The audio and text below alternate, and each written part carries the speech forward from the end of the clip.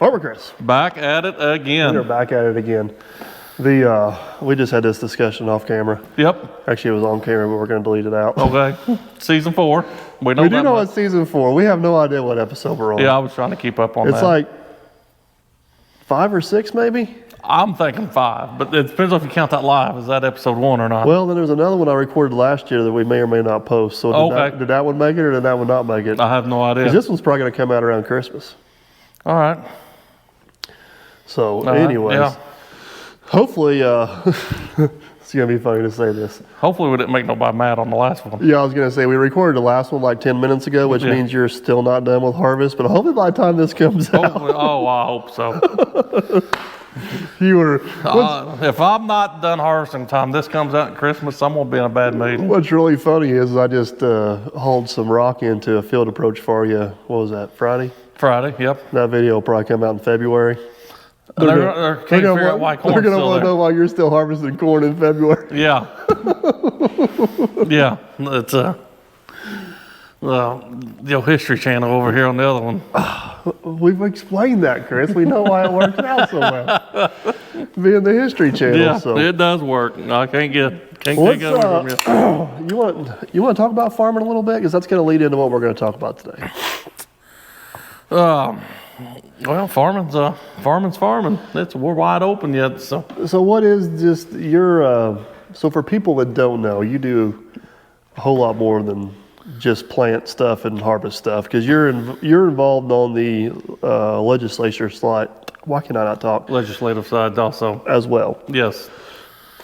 So yes, we're white corn, Yep. yellow corn, soybeans, wheat, hay. Every once in a while we throw in milo or grain sorghum, they call it. So let's just... there you got a huge diversification and right, and I think that's where we're going to go with this episode, is talk about the importance of diversifying and not putting all your eggs in one basket. So let's back up and talk about just grain in general a little bit. So like this year was probably a slightly above average year. Oh yeah, above, way for us in this pocket at Perry County, we're way above average. So what's your predictions for the next 5 years? Is it 100% weather dependent or? Oh yeah, well no, it's not 100% weather dependent. It's going to be who's going to be our president after next November. This is not a political forecast. Okay, so farming is wide and a loose cannon. You know, you got political, you got interest rates, you've got Mother Nature. You guys as farmers have way more uncontrollable inputs. Agree. Than I do as a contractor. Agree with that, yeah. Because you can't single-handedly control politics. Nope. You single-handedly can't control Mother Nature. You single-handedly can't control equipment breakdowns. Correct. I guess we could go. Yeah, you keep going deeper into that. So on and on and on and on and on about that. So, but some ways to offset some of that is diversification for us. Right.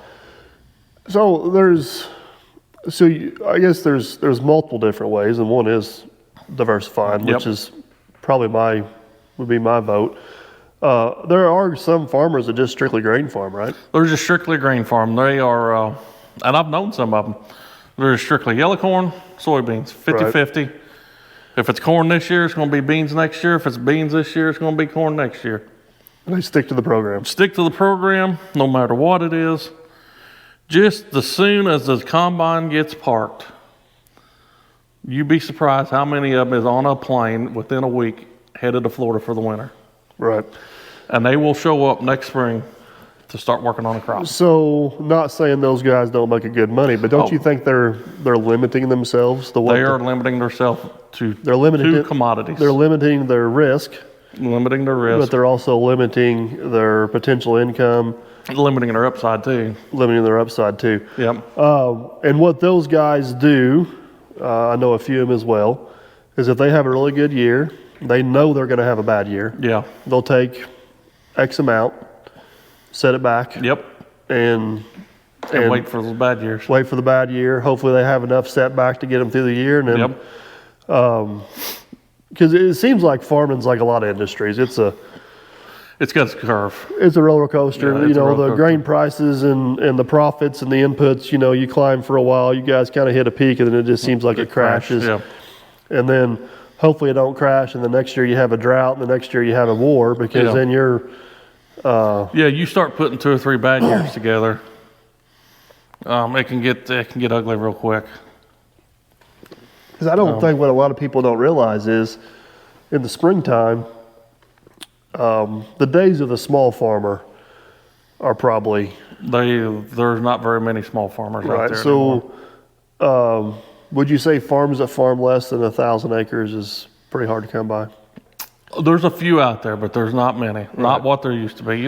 For years, every farmer out there had 200 or 300 acres and made a good living. Yeah. If you ain't now, somebody's going to say, well, they make a living on it, but. Yeah. If you ain't 1,000 acres plus, and 1,000 acres, probably a small farm today. Right.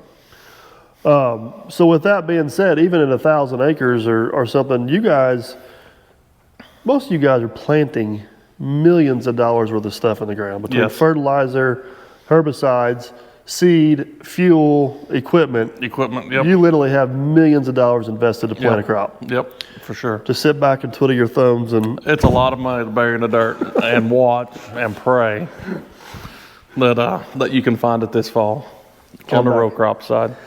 So I think, obviously we talked about it a little bit, but one way to offset the risk is diversify. Yes. Now, we can get into this a little bit more, but there's obviously pros and cons to diversifying.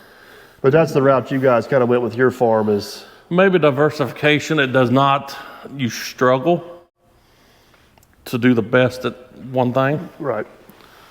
But if you can do good at all of them, timing, because so many of the crops need something done at the same time. Time management there again is a struggle sometimes. Schedule management. And our operation is running limited manpower just to save on some overhead costs there. So. Right. So you guys diversify in a lot of different ways. One, you're diversified between beans and corn. Yes. And then you guys also sell hay and straw. We do have hay we sell. Lots of straw after we harvest wheat, we bale the straw. And then we get into the livestock side also. So right. We run brood cows. Currently selling the feeder calves off them at weaning. We have been into the fat cattle market, fattening our calves out. We have bought feeder calves and fatten out. And then we also got 2 contract hog barns that we raise hogs for. So that's guaranteed money there pretty well. That's right.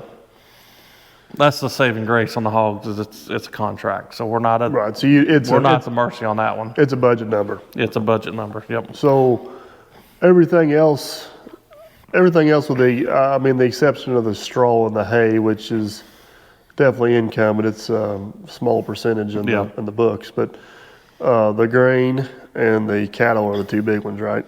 The grain's the biggest, yeah. But both of those are highly dependent on markets, right? Markets, yeah. Yeah, even the cattle's on the market. You're trying to play the high and the low and get them at the right size at the right time and try to move your breeding schedule for the cattle. And, the marketing of the grain, I've lost hours of sleep trying to market grain. And 3 years ago, we hired a broker to do that for us. So I've got a little bit diverse in this over the last 10 years, but can we give everybody a dumbed down version of grain marketing and contracts and futures? And is there a grain marketing for dummies speech in there somewhere? I don't know if there is or not, because it took me 44 years to figure it out. So So one way to sell grain is you just haul it to market and get market price. Yes, we can haul it to market and get what we call a cash bid or a cash price. So basically you take it out of the field, you haul it straight down to the elevator. Straight to the elevator, dump They it. weigh it, They may dock you on moisture or a few other things. Moisture, damage, or foreign material, whatever. But basically, that number is based on what grain trades just like a stock. Yes, and it not used to always be like that, but so, I don't know, there was a certain 15 years ago, grain went to the open trade market. So you got the Chicago Board of Trade. So it trades just like any other stock market. Now, will it change hourly, daily? Every few seconds. So you can haul one load of grain down there, and then an hour later you can haul a different load of grain down there and get a different price for it. Yep. Now, I don't usually jump drastically in that time frame, but depends on what news has hit the market. You know, I've seen some grain move. Soybeans move $1.20, $1.30 in a day's time frame. And if you're up or down, yeah, I mean, you got so $1.30 don't sound like a whole lot. Nope. But what these people have to realize, you're hauling hundreds of thousands of bushels. Yes. So you take $1.30 by 100,000. Yes. That's a lot of money. It's $130,000. Yeah, one 24 hours can cost you $100,000 easy in a marketing scheme. That's crazy. That pays some bills. So another common way to sell grain is on contracts. Yes, and there's several different contracts you can do. So the Chicago Board of Trade sets what we call the futures. And that's what the market's going by. So you can contract futures. Now your elevator has what they call a basis. So that's their cost of operation. Every elevator has a different basis for every commodity for every month. That basis does not fluctuate as fast as the futures because that's elevator specific. Gotcha. So your cash price is your futures and basis married together, get your cash price. So, you know, if corn at the futures is sitting $4.50 and your basis is negative 25 cents, your cash price is $4.25. So, I mean, it's all just playing games is what it is. It's legalized gambling. So, what a lot of guys do to kind of help you guys budget a little bit is like, let's say, and I know this is a way stripped down version of this, but you'll agree to sell 40,000 bushel of grain in December for this price. Yes. So you basically buy that's called contracting grain, right? We can contract the cash price. We can contract a basis, or we can contract just the futures. So basically, we can write some type of contract. So basically, if you contract a base price, you're locking in your price. Yes. You know what you're going to get paid for. We know what we're going to get. Whether it goes up or down, you're getting paid $4.50 a bushel. Yep. Now, if you contract futures, you promise that elevator, yep, I'm going to bring you this amount of grain, and you're going to pay me whatever it is at the time. Yes. So I'm sure you've won on that, and I'm sure you've lost on that. We've won big on some of them, and we've lost big on some of them for sure. Yeah. So is that all? You know, the scheme is many. You know, if we're selling 450,000 bushel of white corn, that is sold over a matter of 40 contracts. So I never write over like a 10,000 bushel contract. And I don't want all 40 contracts to be at the high. Right. It'd be nice if they were. Right. But at the end of the game, if they average out as a decent price, I win. Right. You're going to have some good ones, and you're going to have some bad ones. So do you like contracting more on basis if you feel like it's good, or do you play the futures trying to hit the lottery? We've done it both ways. We've done it both ways. We've got creative. There is all kinds of contracts you can imagine out there. So do you get a penalty if you don't deliver your grain? It depends on which way the market is at the time of delivery. So if the elevator's on if the cash bid is higher than your contract at the time of delivery, yeah, you got to pay. The ultimate goal with these contracts is to help the elevator schedule how much grain's coming in. It helps them schedule. It helps you try to outguess the market. Well, and you can kind of budget a little bit. If you know you have numbers you need to hit. Yep. We may be getting off topic here, but I mean, this is also within the grain. You diversify how you sell the grain. I guess is where I'm going with all that. And we don't deal with one elevator. I mean, we deal with, we dumped at 7 different elevators before. I don't know if they can hear it outside, Farmer Chris. We're in the middle of a monsoon out there. I ain't gonna be showing corn tomorrow. Yeah. It's Dirt Perfect Tongan Recovery might be in business. No, I hope not. I hope not. If you go to start shelling corn tomorrow. But. So, we just think diversification. We stay, it for sure keeps us busy. Well, the other thing is there's a such thing as a harvest market too, which is usually down a little bit versus. Yeah, well, I've seen the harvest market come back up. I mean, it just depends on what kind of order they're trying to put in. Right. USDA puts out monthly demand and stock reports. And, if they get bearish or bullish, push the grain up or down pretty quick. Well, the flip side of that is it'll start affecting prices. Is like right now the Mississippi River's low. Yes. They're sending barges down 40% loaded. 40%. So that's why you're seeing such large negative basis in the area right now. Right, because the freight prices went up. That's killing us here because all of our frame's exported on the river. 90% of our grain is river export. Now you go, I'm just going to use this for an example over around Ohio somewhere, northern Ohio, where a lot of this corn's going to an ethanol plant. They might be paying a positive because they're needing corn, right? Yes.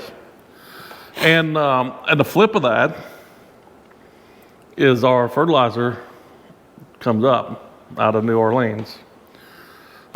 Which, if the river's right, it's a huge advantage for us. It's a huge advantage. But I just heard the other day at a meeting that they just booked a bunch of fertilizers to be delivered by rail. Really? That's the first time because rail's cheaper than barge right now. Which is very unusual. Unusual because of the river situation. People don't understand our area right here a little bit. I'm going to get way off subject right here. Yeah, we are. But it's still diversification because we got truck, rail, and we got the foreshore, we got the river here. We take that river for granted. Yes. There's only 2 major rivers in the United States, the Ohio and Mississippi.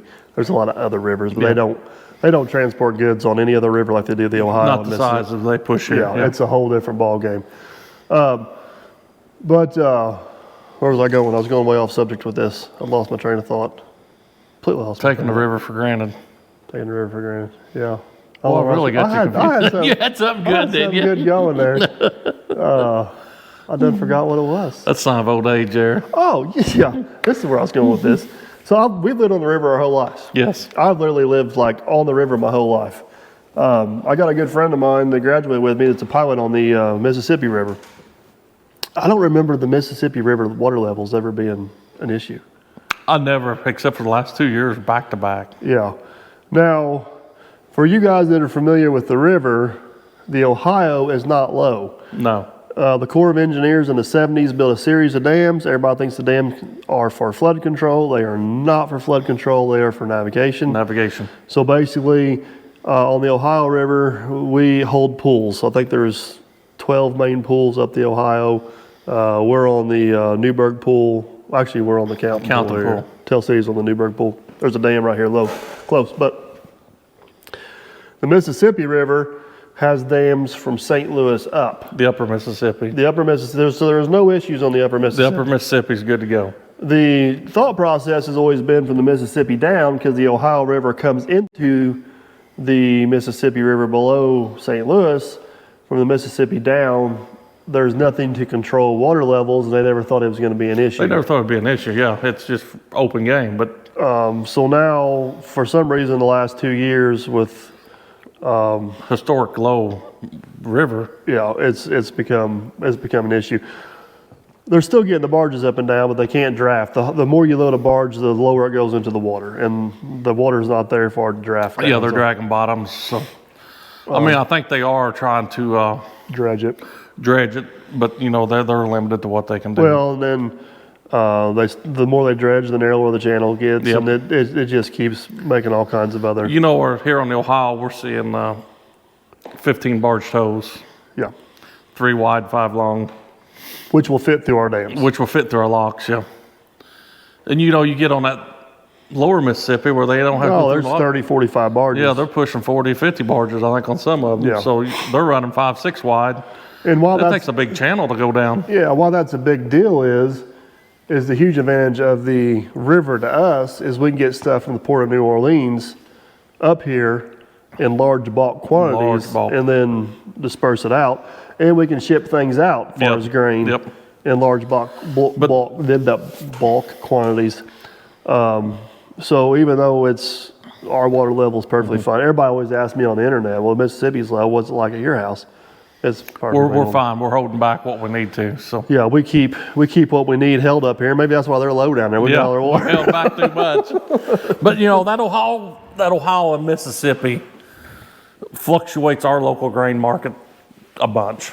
Yeah, because of shipping cost. Now you get into northern Illinois, Iowa, Nebraska, Dakotas, ethanol plants. Yeah, eats up, and they're all in every corner. Yeah. And they run a positive basis up there a lot of times. Yeah, and just because they need the corn. And they're and what they do exports on rail. Yeah, they do export on the rail. Now the only thing that may bite them is they may export to a river port. Yeah, but a lot of the North Dakota, South Dakota soybeans export on rail towards Seattle, Washington. Oh, gotcha. So they go straight to the ocean. Yeah, they go over there and hit a. Well, thanks to the global warming, it's on the rise. It's on the rise over there. Yeah. Well, if the ocean's coming up, why ain't the Mississippi River coming up? I got a damn stop. Okay. Keep going. Stop trying to make sense of this, Chris. It's just not going to make sense. So no, we are definitely in this area. There is several grain-only farmers in this area, right? But there are several grain/livestock farmers, right? Also, so the swine industry is small. The turkey and chicken industry is probably one of the largest livestock in this area. Yes. Yeah. So basically, what you guys are trying to do through diversifying how you sell your grain, diversifying what incomes you have on the farm, is trying to limit your risk. Yes. Yeah. Is what it ultimately comes down to, right? Trying to limit the loss, if we have a loss, So, because if you got all your eggs in one basket and that one commodity takes a hit, which I don't remember this time. I'm sure you can explain it better. That kind of happened with the hog industry. Hogs is brutal. Yeah, they can multiply so quick, and the hogs is up and down quite a bit. So this Proposition 12 is going to be interesting when it comes in full swing next year. What the hog market's going to do. Is that where they're requiring so much space for each? Well, for a breeding livestock, they are increasing the square footage that animal needs. So some of these farms needs, what they say, twice as much space. So they need twice as many barns, or what barns they've got to cut their animals in half. So basically, long story short, bacon's going to cost us twice as much. It very well can. That's going to help inflation. Oh, yeah. Yeah, that'll help. At least we'll have happy pigs. California needs it, though. Happy pigs. We could get way off in the weeds I here. think we need to send all Muddy Feet's wild pigs such a California. I'm going to get way off in the weeds here, but I don't think some people realize the consequences of their decisions. No. I've got breeding females in our barn, but it don't matter if they're breeding or not. Any pigs. We're set up on 12 square feet per pig, and we got them in that pen. And if I walk in there in the morning to check on them, they are all laying side by side on top of each other in the back of the pen or wherever. They only use a third of that pen. Yeah. Why do we need to add more space for them to waste? Because the people making the rules never walk through those pens. Yeah. They probably watch some random YouTube video. Oh, yeah. Yeah, these damn YouTube creators. Yeah. Random YouTube video of some pig fight. Yeah, I know. Yeah. And it's I don't know. So, how does dirt work get diversified? Well, hold on. I'm not done with you. You're not done with me? I'm not okay. done with you yet. I'm going to hit you with a question you probably didn't see coming. So, one of your most limiting resources is land. Mm-hmm. How much land you got? So, what's I've always been curious of this a little bit, but I never asked. So, raising cattle takes a lot of land. Yes, it does. Which could be farmed. Some of it could. Some of it could be farmed. Yes. So the farmable land, is it as profitable to raise cattle on, or is it just a diversification strategy? Because you also have land you rent for hay, which I understand hay can be grown in some places that crops can't, but... all of our hay ground we keep on highly erodible land, sloped ground, hillside. Makes it interesting with round bales because you never know where we're going to end up at. Usually they're all at the bottom to pick up. Well, they're all in one spot. Yeah. For us, our cattle are all on highly erodible land. We might have one or two fields that could be farmed as pasture. But it's close to the handling facility. It does not make sense to row crop fields close to a handling facility, move cattle to another place that you got to build another facility for. So I've got all my cattle centrally located for us. That they're all... Which is on ground you guys own. Which is on ground we own. Yeah. Right. And most of that ground is fairly steep, but there is 2 farms there that has had row crops in them. They are washed. They might be dirt perfect projects here in the next... I was going to say, I've manicured some damn mountainsides you're farming. Yeah. So I wouldn't put anything... But nationwide, we're at the lowest herd number on cattle we've ever been. As far as like the entire nation? The entire nation. Our cattle are down. Really? But a lot of that's due to the drought in the Midwest or in the western states, Great Plains. They've sold a lot of cattle, so... Right. But cattle's an interesting thing, but they're staying competitive. People like the taste of beef. People like good beef. The U.S. just don't like good beef. Our good prime stuff goes to Japan, and our great USDA imports South America ground beef for us to eat up here. So. Isn't that crazy? Yeah. I did hear an interesting fact. Then here's the other thing is, going back to the pigs and all this other stuff, we're probably not even eating those pigs coming out of them houses. There's some imported. Oh yeah. So what we're actually consuming is. Yep. Oh, we're getting off on a whole. I know. At one time, I mentioned on a podcast, a large portion of our ham was going to China. Yeah. Just because we didn't have the labor to process the hams, So there's a lot of other places in that would be a lot more concerned to me and my health. I know. Than how much room that pig has. Interesting fact I heard on the way here that Beyond Meat was founded in 2019, and the shares was $198 a share. Today the shares are $8 each. Really? And they are taking a hit. So the fad's over. The fad is dying. I know a few other fads that are dying pretty quick too, and they involve lightning bolts. Yeah. Yep. So, but the Beyond Meat is more of a veggie burger. They're still working on these test tube meats yet, but people like the taste of good meat yet. So. I mean, we're animals at heart. I mean, we are animals, right? That's what we can say. What we may be domesticated, but we're still a damn animal. It is what it is. Cattle processes grass into. Do you ever walk out and ask your cows how they identify? No, I don't. No. Just curious. Nope. But my steak is plant-based, though. I do know that. Yeah, it's come through a processing plant. So what's the, obviously the risk with the grain farming is the weather. You still have the risk of disease. Yep. Then you always got to fluctuate in markets. What's the risk of the cattle? A drought. Will still affect them. Yeah, the drought because you need the grass to feed them. So The beauty of it is we've got so many byproducts off of like the ethanol plants or these processing plants for the grain we can feed. We can chop silage, to feed them. Cattle's pretty reluctant, and even in hogs in 2012 when we got to, we had a large drought here in the area. Yeah. Corn got high. We was feeding Chips Ahoy cookies was getting the feed. Really? Still today we're feeding expired dog food. Goes through the feed mill into the feed. We're just reutilizing other products.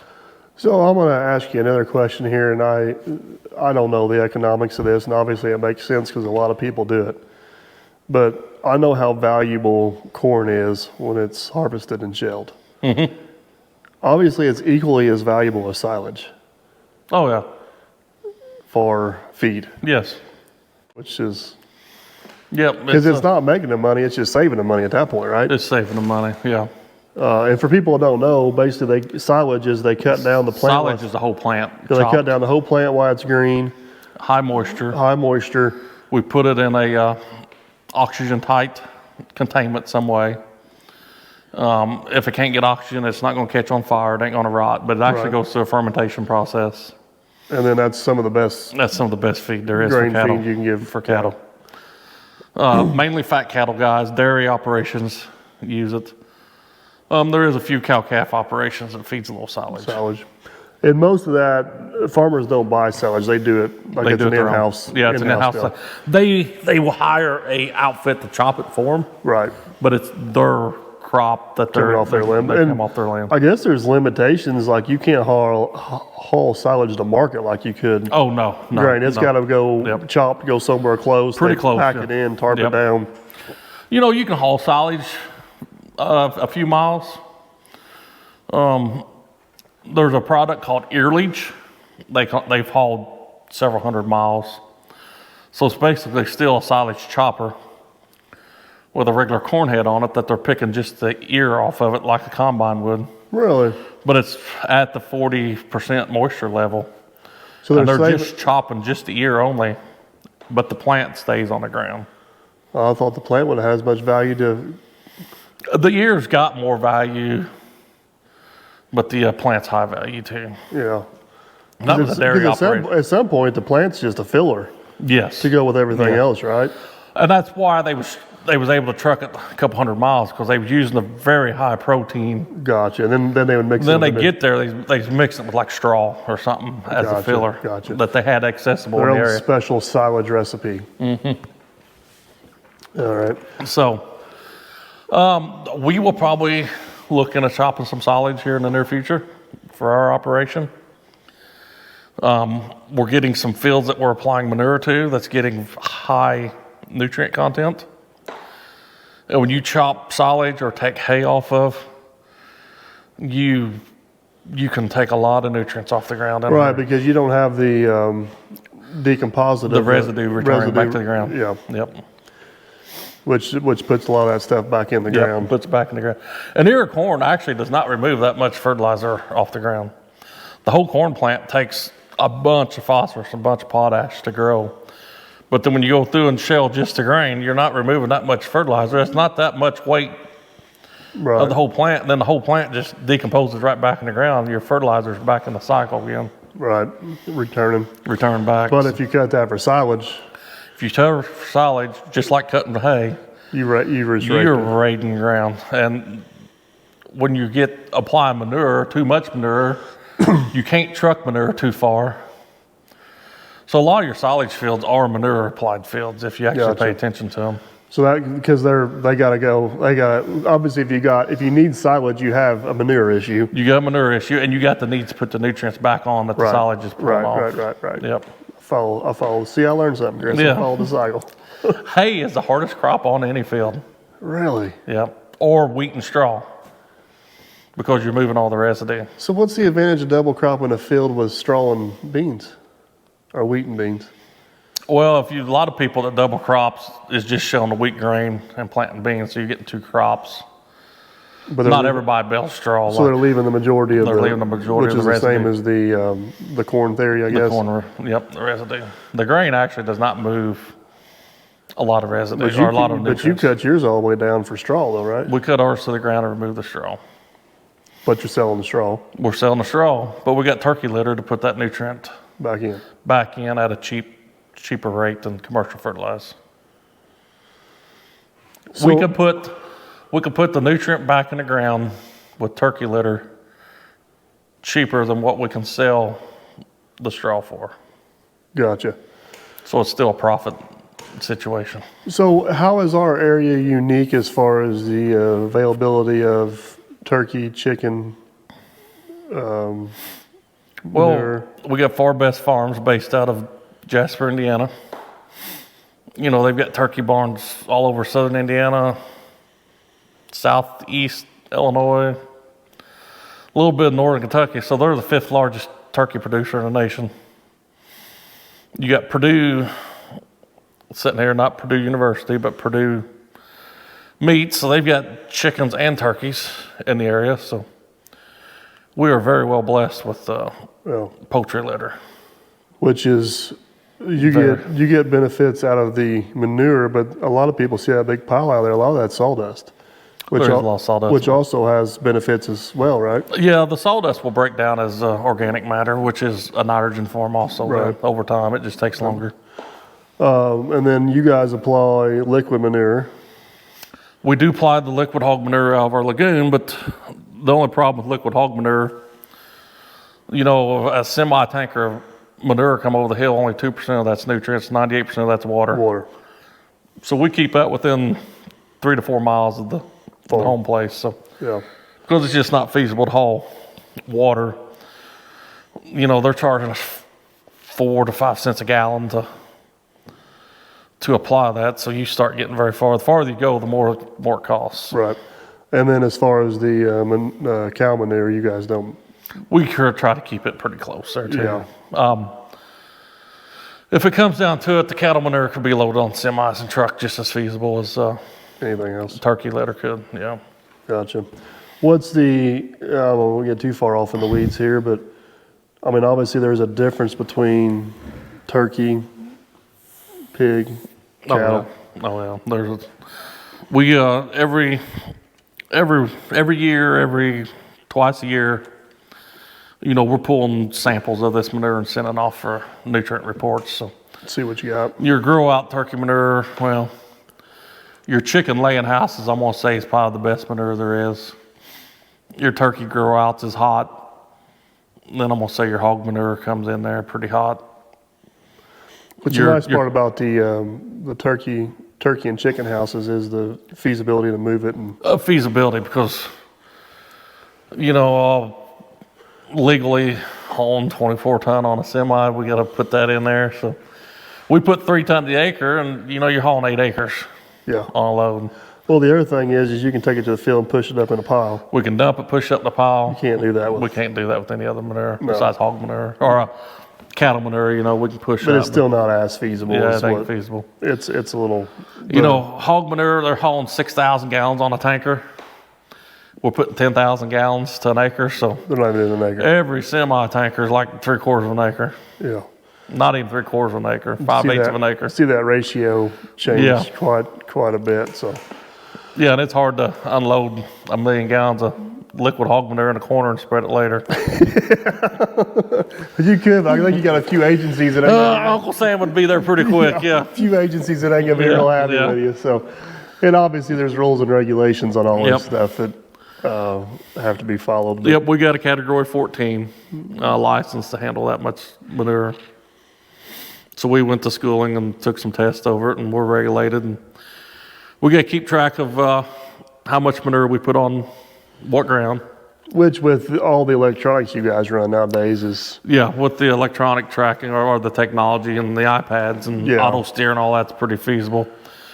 We got to have manure samples ready at all times. And we got to have soil samples for that field every 2 years on file, so we can monitor the nutrient levels. What's going on? Make sure you don't overload. Make sure we don't overload it. So, because I guess that has happened, or you're hearing it happening. You know, up around Delaware, you get some algae growing up there. Now you're hearing it up around Cleveland, Ohio. Getting some algae growth, so some runoff. So. Well, but in those two areas you just mentioned, fields are probably becoming less and manure is becoming more. So it's, here we still have a really good ratio of we can move it. Manure is something that's sought after, not something we need looking for a place to get rid of. Correct. Which in those areas, it's kind of the other way around a little bit. So, well, long story short, obviously the whole point of whether you're selling grain or diversifying what you do on the farm is just limiting risk. So, I guess I'll let you off the hot seat now, and you can start drilling me. Oh, I mean, obviously there's diversification in the construction or dirt work world, anyways, because you don't build ponds every dang day. No. Yeah, it's... or you can set yourself up you're set up for diversification anyways. Yeah, that's been one of the... man, I don't know where to go with this. I got so many different roads to go down. I've talked about this, I don't know how many times when it comes to my fleet of equipment. And I'm just going to use installing tile for an example. Oh, that was a new one you've just added here in the last couple of years. Yeah, but there is contractors out there, and all they do is install tile. And you can go out there, let's just say I got $1 million worth of equipment. I could go out there and spend $1 million on equipment easily to install tile and make damn good money at it. The problem is you guys, the farmers, have to flip the bill for it. Have a bad year, or they change a rule or regulation or a stipulation, or a virus hits and the price of tile goes through the roof. Yeah. I'm sitting here twiddling my damn thumbs. Yeah. And that's kind of where this tile plow comes into play.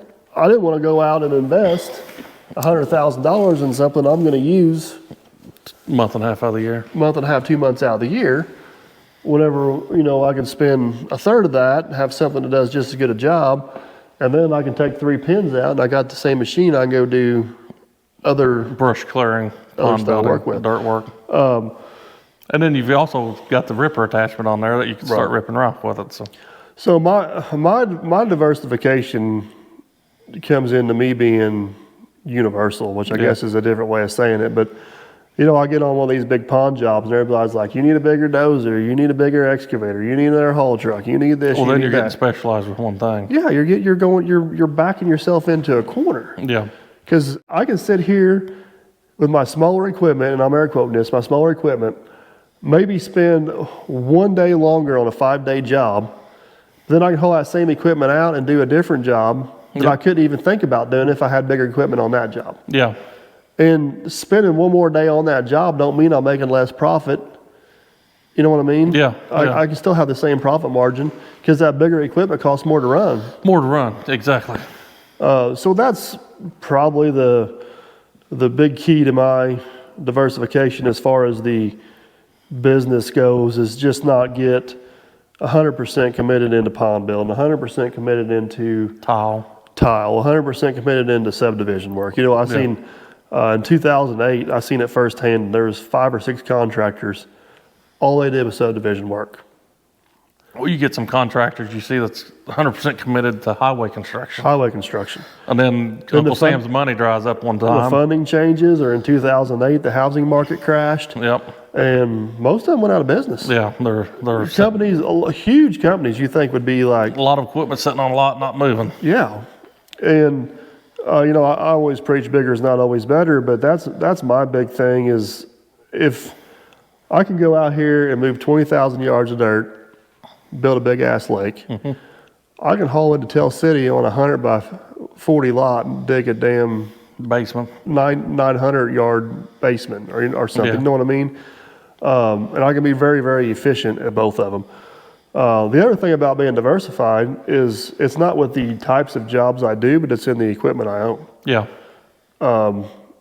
Let's just say I spend $1 million. I'm just using it as a generic number, but I spend $1 million on 3 pieces of equipment, or I can spend $1 million on 15 pieces of equipment. Yeah.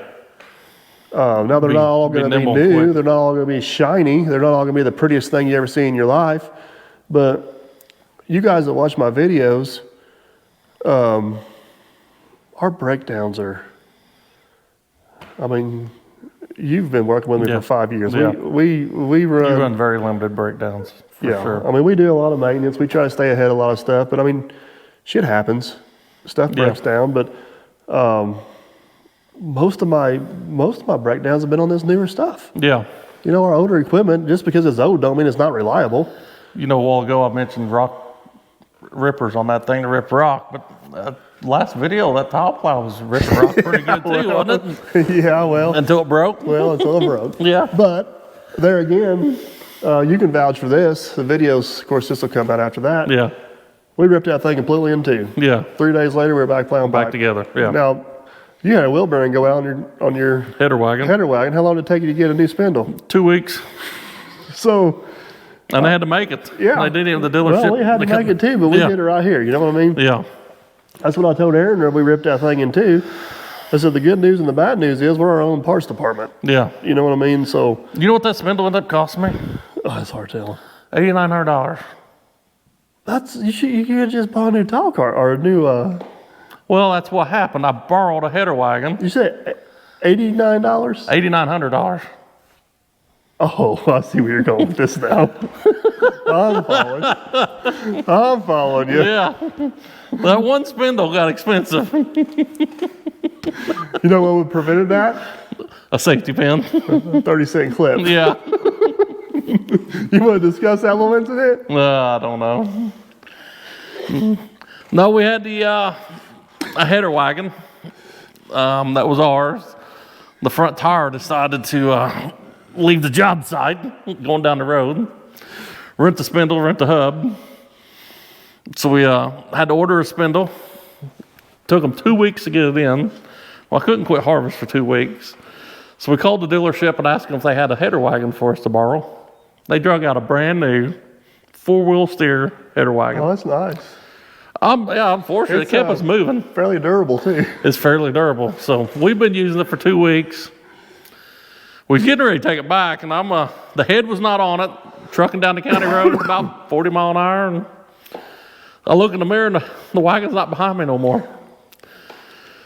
I put it reverse, back up. I find the hitch pin laying in the road, but I don't find the wagon anywhere. This is a 40-foot long wagon. This is a 40-foot long header wagon, yeah. Brand spanking new. It is buried in the woods. Oh, every tree it hits laying on top of it. I mean, it just clipped them off. And I called the dealership. I did not have the heart to return a borrowed wagon that looked like it's been through World War II. So I spent $8,500 on a new header wagon and bought that I really didn't need. So that spindle was $400? Yeah. Damn. The spindle, hub, bearings, and hubcap. Farming's expensive. Yes, it is. And you guys don't have as good equipment. But, yeah. You know, the other thing about, I guess, diversifying for me is, I guess it goes a little farther outside of the business too. You know, I got other sources of income other than the business. Yeah. Obviously, one of them is social media. I do pretty good in that space. I guess I own a decent little chunk of farm ground now. Yeah. Yep. And then what ground is not farmed is still an asset that is woods and stuff, is or got gaining buildings space. on them. Do have some investments in stock market and stuff like that. So I hope it's not beyond meat. no, but there's, you know, you see all these guys that have one retirement plan. Everything's right there, and then they get to retirement time and they think they're set, and then a month later it's all gone. You know. Yep. And, I basically got 3 retirement plans, so hopefully 2 of the 3 are still going by the time I get there. You know, what was that 2019 stock market crash? Yep. You know how many people's retirement got Delayed, train wrecked, and they were scared. And you know, if you was diversified even in retirement with some real estate or some other investments, you know, you felt a little better secured. I don't have as much liquid cash on hand is what I need to, and my debt to income ratio is stupid good, so I'm not. See, we don't have on our farming operation, we're cash poor, but we're pretty asset Well, rich, I think that's a big misconception with a lot of people. If you're self-employed, everybody assumes you're rich. Yeah. Which you might be rich in assets and resources, but very few people are rich in cash. Yep. You get very careful not to rob Peter and pay Paul, like Wade was talking about. But Yeah.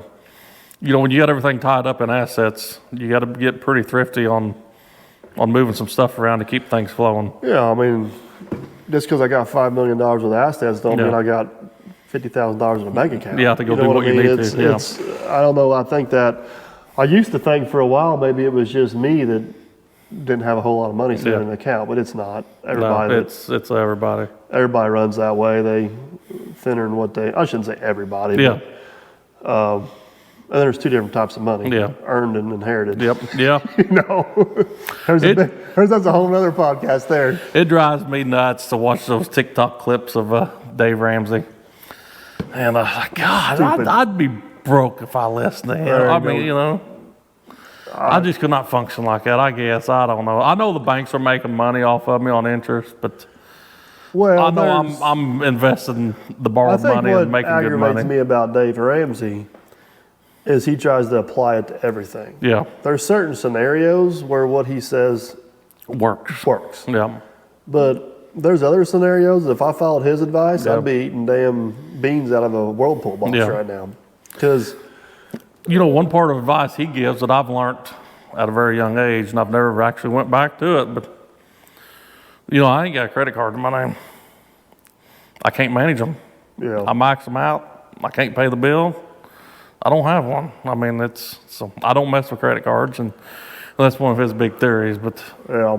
I got one business card, one personal card, just for convenience factors. Yep. Now Jenna, we had some issues there back today. She's a lot better about that now. But you know, there's the old saying, "Takes money to make money." And sometimes you got to borrow the money to make it. Yeah. And which borrowing the money is a risk. Yes, it is. But I guess point of the podcast, you diversify your risk and make your best choice possible. And at the interest rates right now, you kind of tippy-toe around on borrowing money. Yeah. You borrow it when you need to, but yeah. No, I mean, our operation is completely diversified. I think we're pretty flexible. We can move. We're willing to move. We're not. This is the way Dad and Grandpa done it for years. This is the way we got to do it. Well, and you can also read what next year is going to be. And like this year, you went heavy to white corn. We went heavy white corn because you kind of seen a jump in it. And I can see your operation very diversified too. So I guess the one thing I would add in closing, and I've seen this be an issue as well, you can't get yourself spread too thin. Yeah. Whenever you diversify like you and I both do, I think you sacrifice knowing that something's going to suffer. Well, you can't do everything 100%. And that's what I said, you know, when I was in the row crops. You know, with us doing so many crops, I probably ain't raising state fair corn every year. Yeah. But you can go right up to that line, just don't step over it. Yeah. And I think that's what you're trying to say. You know what I mean? Because you see some guys and they're running wild, chasing their tail. I was in that position 5 or 6 years ago. Yeah. We had the excavating business, construction business, rental houses, this and that, and then I'm like, can't keep up. You're just running in a circle and robbing Peter to pay Paul the whole time around, and that's bad diversification at that point. And obviously, if you have a niche and you're good at it, you need to stick with it and ride the horse as long as you can. One part of the diversification that I try to keep in that people think gets in my way, but I can try to work around it. It's the community service part. Yeah. You know, it's not an income that pays, but it's an income that I think pays off in a different way. So. Yeah. We got a whole podcast about this back on the channel. We're going to do another podcast about this in the future, but